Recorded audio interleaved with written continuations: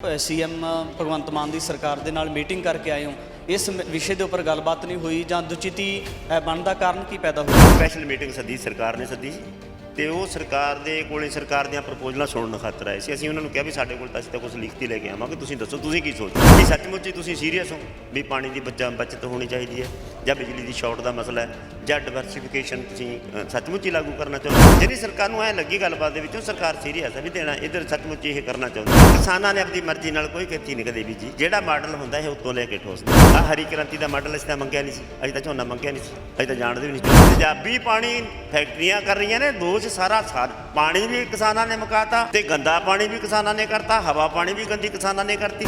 Model ਉਹਨਾਂ ਦਾ ਦੋਸ਼ ਸਾਡੇ ਤੇ। ਜਿਹੜੀਆਂ ਡੇਰਾ ਬਾਬਾ ਦੇ ਵਿੱਚ 60 ਮੱਝਾਂ ਗੁੱਜਰਾਂ ਦੀਆਂ ਮਰੀਆਂ ਨੇ, ਕਿਹੜੀ ਗੱਲ ਨਾਲ ਮਰੀਆਂ ਨੇ? ਇਹਨੂੰ ਇਨਕੁਆਇਰੀ ਕਰਾਵੇ। ਬੰਦੇ ਸ਼ਰੇਆਮ ਦਰੜ ਕੇ ਮਾਰੇ ਨੇ, ਕਤਲ ਕੀਤੇ ਨੇ, ਸ਼ਰੇਆਮ ਕਤਲ ਕੀਤੇ ਨੇ ਤੇ 3-4 ਬੰਦੇ ਹੋਰ ਮਰੇ ਨੇ ਉਸ ਭੀੜ ਦੇ ਵਿੱਚ, ਪਤਾ ਨਹੀਂ ਕਿਹੜੇ ਕਾਰਨਾਂ ਕਰਕੇ ਮਰੇ। ਜਿਹੜੇ ਉਹ ਭੀੜ ਨਾਲ ਮਰੇ ਨੇ ਉਹ ਅੰਦਰ ਨੇ, ਉਹਨਾਂ ਦੀ ਜ਼ਮਾਨਤ ਨਹੀਂ ਹੋ ਰਹੀ। ਇਹ ਬੰਦੇ ਦਰੜ ਕੇ ਮਾਰੇ, ਇਹਨੂੰ ਜ਼ਮਾਨਤ ਕਰਕੇ ਬਾਹਰ ਲਿਆਂਦਾ। ਅਸਲ ਵਿੱਚ ਉਹ ਇਹ ਦਿਖਾਉਂਦੇ ਨੇ ਵੀ ਲੋਕਾਂ ਨੂੰ ਮਾਰਨਾ ਸਾਡਾ ਹੱਕ ਹੈ, ਅਸੀਂ ਮਾਰ ਸਕਦੇ ਤੇ ਸਾਨੂੰ ਕੋਈ ਅਦਾਲਤ, ਸਾਨੂੰ ਕੋਈ ਕੋਰਟ, ਸਾਨੂੰ ਕੋਈ ਬੁਲਾ ਨਹੀਂ ਸਕਦਾ। ਆ ਫਿਰਦੇ ਮੁੱਛਾਂ ਨੂੰ ਵੱਟ ਦਿੰਦੇ।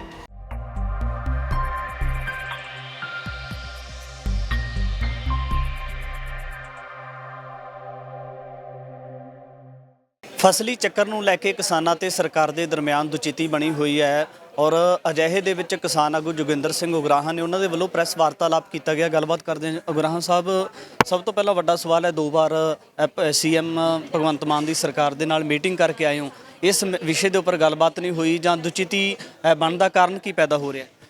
ਨਹੀਂ, ਇਸ ਵਿਸ਼ੇ ਤੇ ਸਪੈਸ਼ਲ ਮੀਟਿੰਗ ਸੱਦੀ ਸਰਕਾਰ ਨੇ ਸੱਦੀ ਸੀ ਤੇ ਉਹ ਸਰਕਾਰ ਦੇ ਕੋਲੇ ਸਰਕਾਰ ਦੀਆਂ ਪ੍ਰਪੋਜ਼ਲਾਂ ਸੁਣਨ ਖਾਤਰ ਆਏ ਸੀ। ਅਸੀਂ ਉਹਨਾਂ ਨੂੰ ਕਿਹਾ ਵੀ ਸਾਡੇ ਕੋਲ ਤਾਂ ਅਸੀਂ ਤਾਂ ਕੁਝ ਲਿਖਤੀ ਲੈ ਕੇ ਆਵਾਂਗੇ, ਤੁਸੀਂ ਦੱਸੋ ਤੁਸੀਂ ਕੀ ਸੋਚਦੇ ਹੋ? ਕੀ ਸੱਚਮੁੱਚ ਹੀ ਤੁਸੀਂ ਸੀਰੀਅਸ ਹੋ ਵੀ ਪਾਣੀ ਦੀ ਬਚਤ ਹੋਣੀ ਚਾਹੀਦੀ ਹੈ ਜਾਂ ਬਿਜਲੀ ਦੀ ਸ਼ਾਰਟ ਦਾ ਮਸਲਾ ਹੈ ਜਾਂ ਡਿਵਰਸੀਫਿਕੇਸ਼ਨ ਤੁਸੀਂ ਸੱਚਮੁੱਚ ਹੀ ਲਾਗੂ ਕਰਨਾ ਚਾਹੁੰਦੇ ਹੋ? ਜਾਂ ਇਹ ਤਾਂ ਹਰੇਕ ਸਰਕਾਰ ਕਹਿੰਦੀ ਹੈ ਵੀ ਭਾਈ ਫਸਲੀ ਵਿਭਿੰਨਤਾ ਲਿਆਓ। ਇੱਕ ਤਾਂ ਪ੍ਰਚਾਰ ਦੇ ਤੌਰ ਤੇ ਗੱਲ ਛੱਡਣੀ ਹੁੰਦੀ ਹੈ, ਇੱਕ ਉਹਨੂੰ ਅਮਲੀ ਰੂਪ ਦੇਣਾ ਹੁੰਦਾ। ਜਿੰਨੀ ਸਰਕਾਰ ਨੂੰ ਐ ਲੱਗੀ ਗੱਲਬਾਤ ਦੇ ਵਿੱਚੋਂ ਸਰਕਾਰ ਸੀਰੀਅਸ ਹੈ ਵੀ ਦੇਣਾ ਇੱਧਰ ਸੱਚਮੁੱਚ ਇਹ ਕਰਨਾ ਚਾਹੁੰਦੀ ਹੈ। ਜੇ ਸਰਕਾਰ ਕਰਨਾ ਚਾਹੁੰਦੀ ਹੈ ਤਾਂ ਸਰਕਾਰ ਨੂੰ ਅਸੀਂ ਉਹ ਲਿਖਤੀ ਭੇਜੀ ਤੇ ਸਰਕਾਰ ਨੂੰ ਕਿਹਾ ਵੀ ਸਾਡੇ ਨਾਲ ਗੱਲਬਾਤ ਦੀ ਡੇਟ ਰੱਖੋ। ਇੱਕ ਡੇਟ ਰੱਖੀ ਵੀ, ਉਹ ਡੇਟ ਤੇ ਮੁੱਖ ਮੰਤਰੀ ਚਲੇ ਗਏ ਦਿੱਲੀ, ਮੁੜ ਕੇ ਸਾਡੇ ਨਾਲ ਗੱਲਬਾਤ ਨਹੀਂ ਹੋਈ। ਤੇ ਸਾਡੀ ਤਾਂ ਹੁਣ ਆਪਣੀ ਗੱਲ ਜਿਹੜੀ ਅਸੀਂ ਚਿੱਠੀ ਭੇਜੀ ਸੀ, ਹੁਣ ਸਾਡੇ ਕੋਲ ਤਾਂ ਜਰੀਏ ਹੀ ਤੁਸੀਂ ਹੋ, ਤੁਹਾਡੇ ਜਰੀਏ ਅਸੀਂ ਸਰਕਾਰ ਤੱਕ ਗੱਲ ਪਹੁੰਚਾਉਣੀ ਹੈ। ਹੁਣ ਜਿਹੜੀ ਗੱਲਾਂ ਸੀ ਉਹ ਅਸੀਂ ਆਪਣੇ ਸਰਕਾਰ ਤੱਕ ਪਹੁੰਚਾਤੀਆਂ ਤੁਹਾਡੇ ਜਰੀਏ। ਜਦੋਂ ਪਾਣੀ ਦੀ ਖਪਤ ਦੀ ਗੱਲ ਚੱਲਦੀ ਹੈ ਤਾਂ ਕਿਸਾਨਾਂ ਨੂੰ ਕਟਹਿਰੇ ਦੇ ਵਿੱਚ ਖੜਾ ਕੀਤਾ ਜਾਂਦਾ, ਚਾਹੇ ਉਹ ਪ੍ਰਦੂਸ਼ਣ ਦਾ ਮਸਲਾ ਹੋਵੇ, ਚਾਹੇ ਕਿਸਾਨੀ ਦੇ ਨਾਲ ਜੁੜਦੇ ਹੋਰ ਤਮਾਮ ਮਸਲੇ, ਹੁਣ ਪੰਜਾਬ ਦੇ ਪਾਣੀਆਂ ਦੀ ਗੱਲ ਹੋਵੇ ਤਾਂ ਕਿਤੇ ਨਾ ਕਿਤੇ ਜਿਹੜਾ ਸਤਲੁਜ ਦਾ ਪਾਣੀ ਹੈ ਬਹੁਤ ਪਵਿੱਤਰ ਮੰਨਿਆ ਜਾਂਦਾ। ਤਾਂ ਜਿਹੜਾ ਸਤਲੁਜ ਦਾ ਪਾਣੀ ਲੁਧਿਆਣੇ ਤੱਕ ਚਲਾ ਜਾਂਦਾ ਤਾਂ ਉਸ ਤੋਂ ਬਾਅਦ ਜਿਹੜੇ ਲੁਧਿਆਣੇ ਦੀਆਂ ਫੈਕਟਰੀਆਂ ਦਾ ਮਲਬਾ ਪੈਂਦਾ ਹੈ, ਕੈਮੀਕਲ ਪੈਂਦਾ, ਤਾਂ ਕਿਤੇ ਨਾ ਕਿਤੇ ਉਹ ਦੂਸ਼ਿਤ ਹੋ ਕੇ ਮਾਲਵੇ ਦੇ ਵਿੱਚ ਉਹੀ ਪਾਣੀ ਜਾਂਦਾ ਤਾਂ ਬਿਮਾਰੀ ਜਿਹੜਾ ਲਗਾਤਾਰ ਪੈਦਾ ਹੋਣ ਦਾ ਵੱਡਾ ਸੰਕਟ ਬਣਦਾ ਹੈ। ਤਾਂ ਇਸ ਨੂੰ ਲੈ ਕੇ ਸਰਕਾਰ ਦੀ ਰਣਨੀਤੀ ਕੀ ਲੱਗਦੀ ਹੈ? ਅਸਲ ਤੱਕ ਅੱਜ ਤੱਕ ਇੱਕ ਗੱਲ ਹੈ ਵੀ ਕਿਸਾਨਾਂ ਨੇ ਆਪਣੀ ਮਰਜ਼ੀ ਨਾਲ ਕੋਈ ਖੇਤੀ ਨਹੀਂ ਕਦੇ ਬੀਜੀ। ਜਿਹੜਾ ਮਾਡਲ ਹੁੰਦਾ ਇਹ ਉੱਤੋਂ ਲੈ ਕੇ ਠੋਸਦੇ ਆ। ਆ ਹਰੀ ਕ੍ਰਾਂਤੀ ਦਾ ਮਾਡਲ ਅਸੀਂ ਤਾਂ ਮੰਗਿਆ ਨਹੀਂ ਸੀ, ਅਸੀਂ ਤਾਂ ਝੋਨਾ ਮੰਗਿਆ ਨਹੀਂ ਸੀ, ਅਸੀਂ ਤਾਂ ਜਾਣਦੇ ਵੀ ਨਹੀਂ ਝੋਨਾ। ਪਹਿਲਾਂ ਬਾਜਰਾ ਬੀਜ ਦਿੰਦੇ, ਮੂੰਗੀ ਬੀਜਦੇ, ਮੋਠ ਬੀਜ ਦਿੰਦੇ, ਚਿੱਬੜ ਹੁੰਦੇ, ਕਰੇਲੇ ਹੁੰਦੇ, ਸਬਜ਼ੀਆਂ ਦੂਜੀਆਂ ਹੁੰਦੀਆਂ ਤੇ ਫਸਲਾਂ ਦੇ ਵਿੱਚ ਨਾ ਕਦੇ ਸੁੰਡੀ ਪਈ ਸੀ ਨਾ ਕਦੇ ਤੇਲਾ ਪਿਆ ਸੀ। ਨਹਿਰਾਂ ਦੇ ਵਿੱਚ ਪਾਣੀ ਸਾਫ਼ ਸੀ, ਖਾਲਿਆਂ ਦੇ ਵਿੱਚ ਪਾਣੀ ਸਾਫ਼ ਸੀ। ਸਾਡਾ ਤਾਂ ਨਾ ਪਾਣੀ ਕਦੇ ਗੰਦਾ ਹੋਇਆ ਸੀ। ਅਸੀਂ ਤਾਂ ਇੱਕ ਬਹੁਤ ਵਧੀਆ ਮਾਹੌਲ ਦੇ ਵਿੱਚ ਜੀ ਰਹੇ ਸੀ। ਸਾਨੂੰ ਤਾਂ ਇੱਕ ਆਹ ਮਾਡਲ ਇਹੋ ਜਿਹਾ ਲਿਆ ਕੇ ਦਿੱਤਾ, ਬਾਹਰ ਠੋਸਿਆ ਸਾਡੇ ਤੇ ਮਾਡਲ। ਉਹਦੇ ਨਾਲ ਝੋਨਾ ਲਿਆ ਕੇ ਸਿੱਟਤਾ, ਉਹਦੇ ਨਾਲ ਪਾਣੀ ਗੰਦਾ ਵੀ ਹੋ ਗਿਆ, ਉਹਦੇ ਨਾਲ ਕੈਮੀਕਲ ਵੀ ਆ ਗਏ। ਜਾਨੀ ਤੇਜ਼ਾਬੀ ਪਾਣੀ ਫੈਕਟਰੀਆਂ ਕਰ ਰਹੀਆਂ ਨੇ, ਦੋਸ਼ ਸਾਰਾ ਪਾਣੀ ਵੀ ਕਿਸਾਨਾਂ ਨੇ ਮੁਕਾਤਾ ਤੇ ਗੰਦਾ ਪਾਣੀ ਵੀ ਕਿਸਾਨਾਂ ਨੇ ਕਰਤਾ, ਹਵਾ ਪਾਣੀ ਵੀ ਗੰਦੀ ਕਿਸਾਨਾਂ ਨੇ ਕਰਤੀ। ਮਾਡਲ ਉਹਨਾਂ ਦਾ, ਦੋਸ਼ ਸਾਡੇ ਤੇ। ਅਸੀਂ ਤਾਂ ਸਰਕਾਰ ਨੂੰ ਕਿਹਾ ਵੀ ਸਰਕਾਰ ਪਹਿਲਾਂ ਇਹ ਗੱਲ ਸਾਫ਼ ਕਰੇ ਵੀ ਆਹ ਸਾਡਾ ਕਸੂਰ ਹੈ ਕਿ ਇਹ ਕਾਰਪੋਰੇਟ ਦਾ, ਕਿ ਸਰਕਾਰ ਦਾ ਕਸੂਰ ਹੈ। ਐਂ ਦੱਸੋ ਵੀ ਨਹਿਰੀ ਪਾਣੀ ਗੰਦਾ ਕਿਹਨੇ ਕੀਤਾ? ਦਰਿਆਈ ਪਾਣੀ ਬੰਦਾ ਕਿਹਨੇ ਕੀਤਾ? ਤੇਜ਼ਾਬੀ ਪਾਣੀ, ਜਿਹੜੀਆਂ ਡੇਰਾ ਬਾਬਾ ਦੇ ਵਿੱਚ 60 ਮੱਝਾਂ ਗੁੱਜਰਾਂ ਦੀਆਂ ਮਰੀਆਂ ਨੇ, ਕਿਹੜੀ ਗੱਲ ਨਾਲ ਮਰੀਆਂ ਨੇ? ਇਹਨੂੰ ਇਨਕੁਆਇਰੀ ਕਰਾਵੇ ਸਰਕਾਰ। ਇਹਨਾਂ ਦੇ ਦੋਸ਼ੀਆਂ ਨੂੰ ਸਜ਼ਾਵਾਂ ਕਿਹੜੀ ਦਿੰਦੇ? ਸਰਕਾਰ ਗੱਲ ਕਰੇ। ਦੂਜੀ ਗੱਲ, ਅਸੀਂ ਤਾਂ ਔਖੇ ਹਾਂ ਝੋਨੇ ਤੋਂ। ਜੇ ਝੋਨਾ ਹਟਾ ਕੇ ਦੂਜੀਆਂ ਫਸਲਾਂ ਦੀ ਸਰਕਾਰ MSP ਦੇਣ ਨੂੰ ਤਿਆਰ ਹੈ, ਜਿੰਨੀ ਸਾਨੂੰ ਝੋਨੇ 'ਚੋਂ ਆਮਦਨ ਹੁੰਦੀ ਹੈ, ਤੁਹਾਨੂੰ ਪਤਾ ਵੀ 70,000 ਰੁਪਇਆ ਠੇਕਾ ਜ਼ਮੀਨ ਦਾ। ਠੇਕਾ ਸਰਕਾਰ ਪੂਰਾ ਕਰਦੀ ਹੈ ਤੇ ਸਾਨੂੰ ਆਮਦਨ 4 ਪੈਸੇ ਬਚਦੇ ਨੇ, ਉਹਦੀ MSP ਦੇ ਕੇ ਸਰਕਾਰੀ ਖਰੀਦ ਦੀ ਗਾਰੰਟੀ ਕਰਦੇ। ਅਸੀਂ ਤਾਂ ਦੂਜੀਆਂ ਫਸਲਾਂ ਬੀਜਣ ਨੂੰ ਤਿਆਰ ਹਾਂ। ਅਸੀਂ ਉਸ 43 ਕੀ ਕਰਨੀ ਹੈ? ਅਸੀਂ 26 ਬੀਜ ਲਾਂਗੇ, ਗਾਂ ਜਾ ਕੇ ਜੁਲਾਈ 'ਚ ਵਿਕਦੀ ਹੈ। MSP ਦਾ ਰੇਟ ਦੇ ਦੇ, ਮੂੰਗੀ ਦਾ ਦੇ ਦੇ ਰੇਟ, ਮਾਵਾਂ ਦਾ ਰੇਟ ਦੇ ਦੇ, ਮੱਕੀ ਦਾ ਰੇਟ, ਬਾਸਪਤੀ ਦਾ ਦੇ।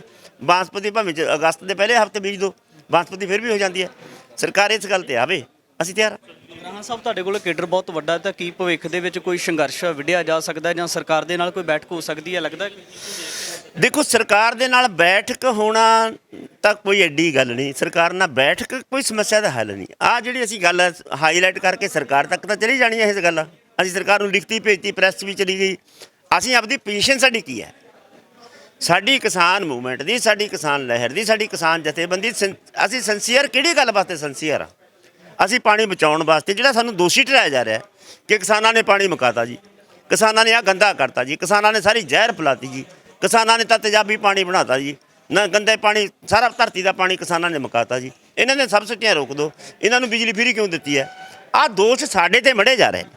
ਕੋਈ ਜਚਾ ਦੇ ਵੀ ਅਸੀਂ ਦੋਸ਼ੀ ਕਿੱਥੇ ਆ? ਤੁਹਾਡੀਆਂ ਹਿੱਸੇਦਾਰ ਜਿਹੜੀਆਂ ਕਿਸਾਨ ਜਥੇਬੰਦੀਆਂ ਨੇ ਉਹਨਾਂ ਨੇ ਸੰਘਰਸ਼ ਦਾ ਐਲਾਨ ਕਰ ਦਿੱਤਾ ਕਿ ਉਹਨਾਂ ਦਾ ਸਾਥ ਦੇ ਰਹੇ ਹੋ ਤੁਸੀਂ?